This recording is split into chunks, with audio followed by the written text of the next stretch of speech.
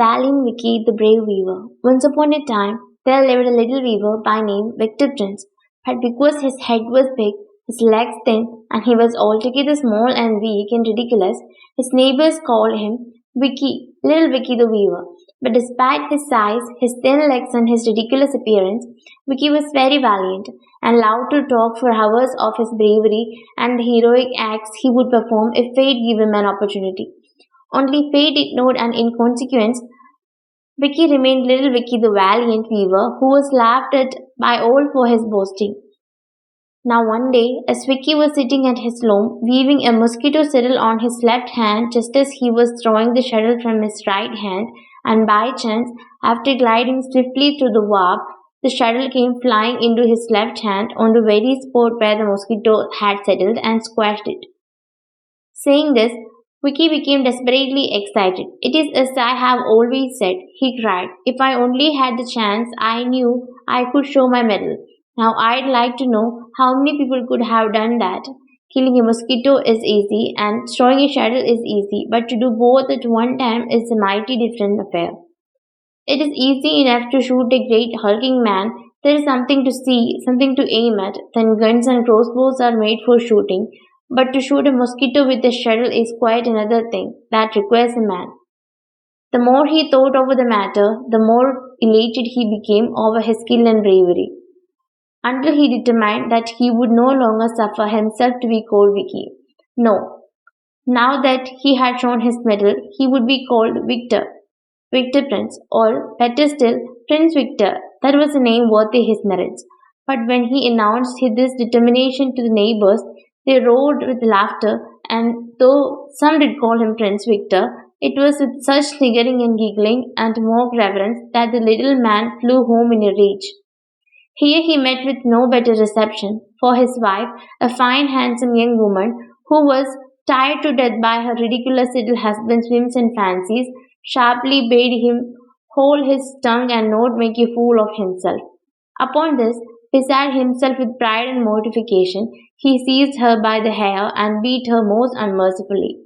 Then, resolving to stay no longer in a town where his merits were unrecognized, he bade her prepare some bread for a journey and set about packing his bundle. "I will go into the world," he said to himself. "The man who shot a mosquito dead with the shuttle ought not to hide his flight under a bushel." So off he set, with his bundle, his shuttle, and a loaf of bread tied up in a kerchief. Now, as he journeyed, he came to a city where a dreadful elephant came daily to make a meal of the inhabitants. Many mighty warriors had gone against it, but none had returned. On hearing this, the valiant little weaver thought to himself, "Now is my chance. A great haystack of an elephant will be a fine mark to a man who has shot a mosquito with a shuttle." So he went to the king and announced that he proposed single-handed to meet and slay the elephant.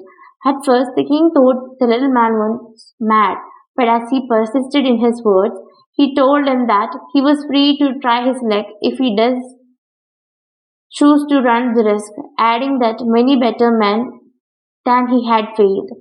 Nevertheless, our brave weaver was nothing daunted. He even refused to take either sword or bow, but strutted out to meet the elephant armed only with his shuttle.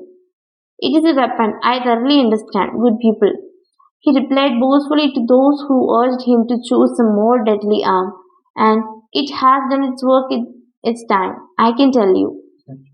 It was a beautiful sight to see little Vicky swaggering out to meet his enemy, while the townsfolk flocked to the walls to witness the fight. Never was such a valiant weaver till the elephant, descrying its tiny antagonist, trumpeted fiercely and charged right at him, and then, alas, all the little man's courage disappeared, and forgetting his new name of Prince Victor, he dropped his bundle, his shuttle, and his bread, and bolted away as fast as Vicky's legs could carry him.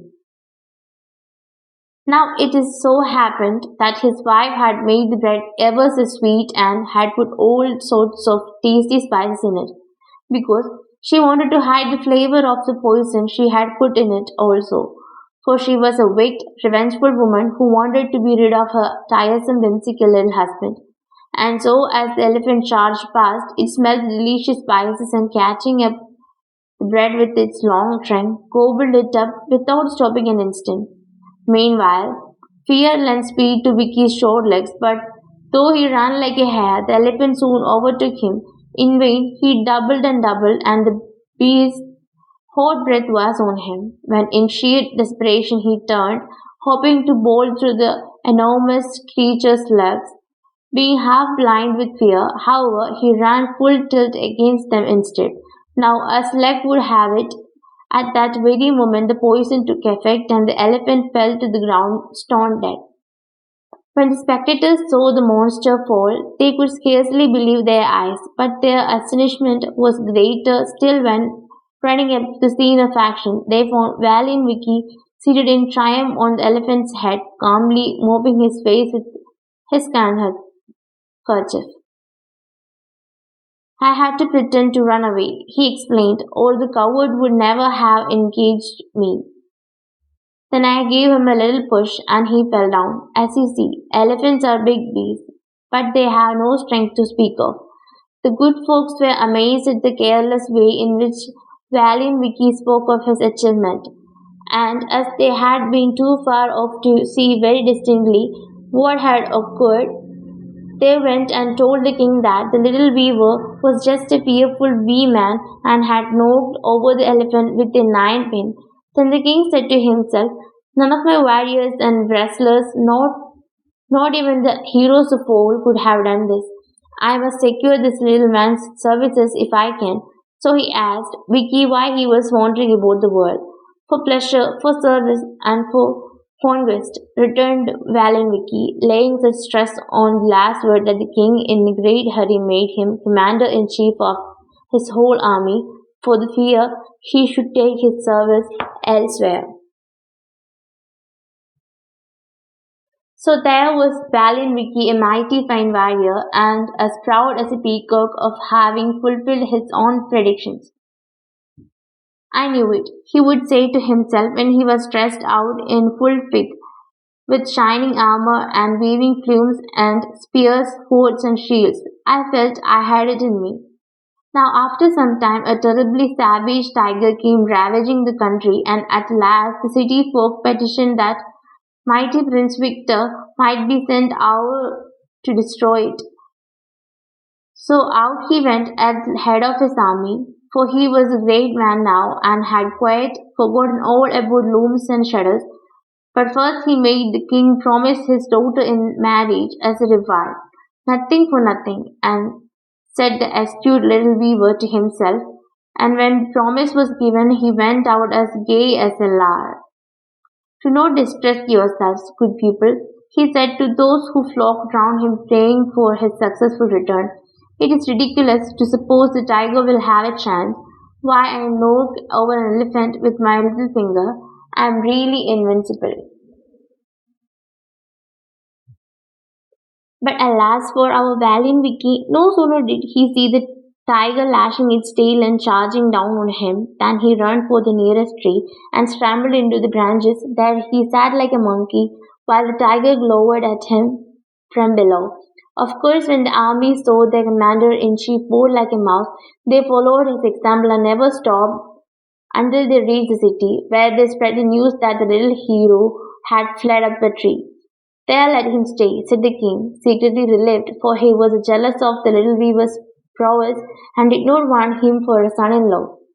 Meanwhile, Valent Vicky sat cowering in the tree while the tiger occupied itself below with sharpening its teeth and claws and curling its whiskers till poor Vicky nearly trembled into its jaw with fright.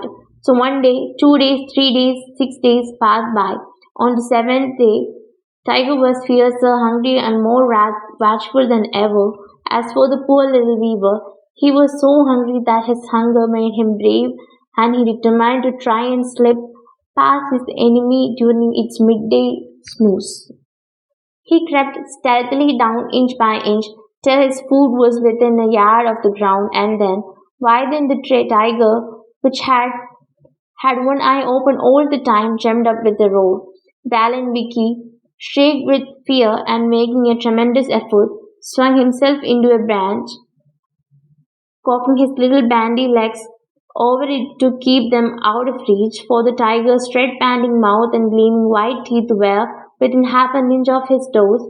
In doing so, his dagger fell out of its sheath and went pop into the tiger's wide open mouth, and thus point foremost down into the stomach, so that it died. Valin Vicky could scarcely believe his good fortune, but after prodding at the body with the branch and finding it did not move, he concluded the tiger really was dead and ventured down. Then he cut off its head and went home in triumph to the king. You and your warriors are a nice set of cowards, said he wrathfully. Here have I been fighting the tiger for 7 days and 7 nights without bite or soup, whilst you have been castling and snoozing at home. Pah, it's disgusting, but I suppose everyone is not a hero as I am. So Prince Victor married the king's daughter and was a great man than ever. But by and by a neighboring prince who bore a grudge against the king came with a huge army and encamped outside the city, swearing to put every man, woman, and child within it to the sword. Hearing this, the inhabitants of course cried with 1 second, Prince Victor, to the rescue. So the valiant little weaver was ordered by the king to go out and destroy the invading army, after which he was to receive half the kingdom as a reward. Now Valin Vicky, with all his boasting, was no fool, and he said to himself, this is a very different affair from the others. A man may kill a mosquito, an elephant, and a tiger, yet another man may kill him. And there is not one man, but thousands. No, no, what is the use of half a kingdom if you haven't head on your shoulders? Under the circumstances, I prefer not to be a hero. So in the dead of night, he bade his wife rise, pack up her golden dishes, and follow him.